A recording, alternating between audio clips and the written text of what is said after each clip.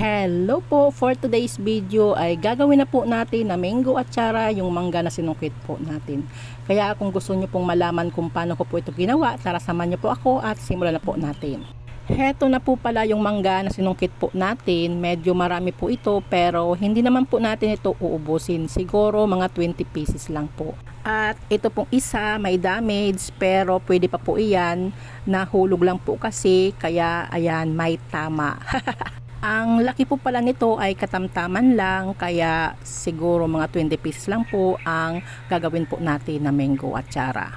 Simulan na po natin itong balatan para matapos na po tayo para makagawa na po tayo ng mango atsara.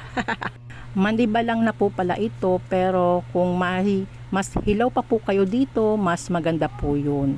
Ang akala ko po dati ang ginagawang atsara ay papaya lang po. Pwede rin po pala itong Indian mango. Kaya kung hindi pa po ninyo ito natatry na gawin, itry nyo na po kasi napakasarap po talaga. Lalo na po kung ang ulam nyo po ay prito, ay tamang-tama po itong pang partner. Ito pong gagawin po natin na mango atsara, ito pong mangga natin ay manibalang na kaya ito po ay naghahalo na po ang tamis at asim. Ipagpatuloy lang po natin itong pagbabalat nitong mangga hanggang sa matapos po nating mabalatan yung 20 pieces. Kasi 20 pieces lang po ang aking gagawing atsara. At heto na po pala yung mangga na binalatan po natin. Ang susunod naman po natin na gagawin po dito, ito po ay hihiwain na po natin or gagamit po tayo ng food slicer. At heto na po ang aking ginagamit na food slicer. Kung gusto nyo pong mapadali ang pag-slice po ninyo nitong mangga, ganito po ang gamitin nyo. Ganito lang po kaninipis or kaliliit yung ating hiwa. Pero kung gusto nyo po yung medyo makapal pa po yung pagka-slice, pwede po. Kasi ito pong ginagamit ko pong pang slicer or pang cutter ay may tatlong sizes po ito na ganitong ginagamit ko. Ito pong gamit ko ay yung pinakamaliit po ito. Pero kung gusto nyo po medyo malaki, may dalawa po itong size pa po or sizes po na medyo malaki pa po dito sa aking ginagamit. Kung gusto nyo rin po ng ganitong ginagamit ko pong pang cutter o pang slice, ilalagay ko po sa description box yung link po nito. At heto na po pala yung ating na-slice na mango. Ang susunod naman po natin na gagawin ay gagawa na po tayo ng pickling solution. Yung pangsabaw po natin dito sa ating atsara. Dito po sa pan, maglalagay po tayo dito ng 1 cup na tubig at 1 cup na vinegar. Kung ilang cup po yung ating tubig, ganun din po yung vinegar. At buksan na po natin itong apoy. Ito po ay papakuluin po natin ng mga 3 minutes. Pero ilalagay na po natin itong 1 teaspoon na asin at 3 tablespoon na sugar. At maglalagay na din po tayo dito ng 1/2 teaspoon na durog na paminta. Sa asin at sa sugar po na linagay po natin, depende po yan sa panglasa ninyo. Kung gusto nyo po medyo matamis pa po, ay mag-add na lang po kayo ng asukal.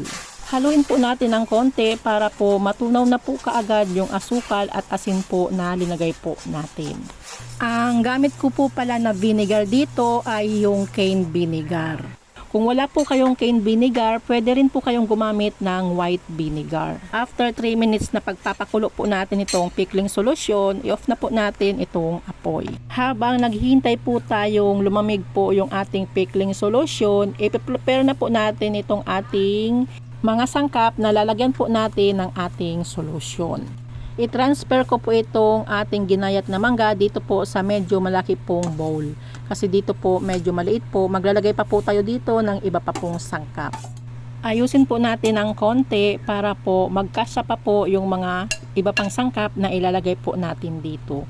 Yung mga sangkap po pala na ilalagay po natin dito ay na-prepare ko na. Kaya ilagay na po natin itong hiniwa po natin na bawang at isunod na po natin itong sibuyas. Ilagay na rin po natin itong in-slice po natin na luya at isunod na rin po natin itong carrots. Pinag-slice ko lang po ng maninipis at konting design. Ilagay na rin po natin itong siling haba or yung siling pangsigang po ito. At pwede rin po kayo maglagay dito ng bell pepper. Maglalagay din po ako dito ng 50 grams na raisins. Kung gusto nyo po medyo marami, mag-add na lang po kayo. After po nating mailagay yung lahat na sangkap dito po sa ating atsara, haluin na po natin ito hanggang sa magkumbay na lahat na sangkap na linagay po natin.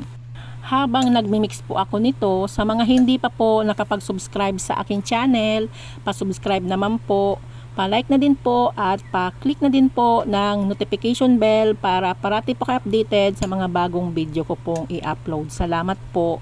Dahil malamig na po yung ating pickling solution, kaya ilalagay na po natin dito sa mga pinag-prepare po natin na sangkap. After po nating mailagay po itong pickling solution, ito po ay imimix na po natin para po mag-combine na po dito sa ating mixture.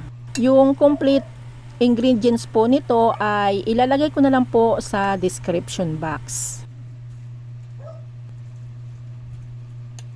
At heto na po ang ating mango atsara. Hindi ko na po pala na-videohan yung pag-arrange ko po nito or paglagay ko po sa ibabaw nitong mga carrots, sili at ito pong sibuyas.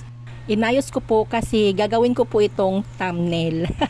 Ilagay ko muna po ito dito sa gilid dahil ilalagay ko na po ito dito sa garapon. At ito pong mga garapon na gamit ko po ay ito po yung mga linagyan ng nata de coco. At yung maliliit naman po ay ito naman po yung linagyan ng bagoong na nabibili po sa supermarket. Kaya kung may puno rin po kayo dyan ng Indian mango na may bunga pa po, itry nyo na pong gumawa nito. Kasi pwede rin po itong gawin na pagkakitaan. Pero itong ginawa ko po ay ipamimigay ko muna po. At heto na po pala yung mga nailagay po natin sa garapon. Bali, nakagawa po tayo ng 5 garapon. 2 pong medyo malaki at 2 naman pong maliit.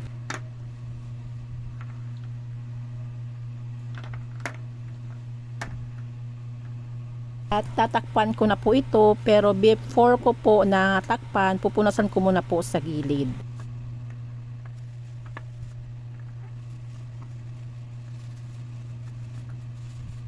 After po natin itong mapunasan, tatakpan na po natin.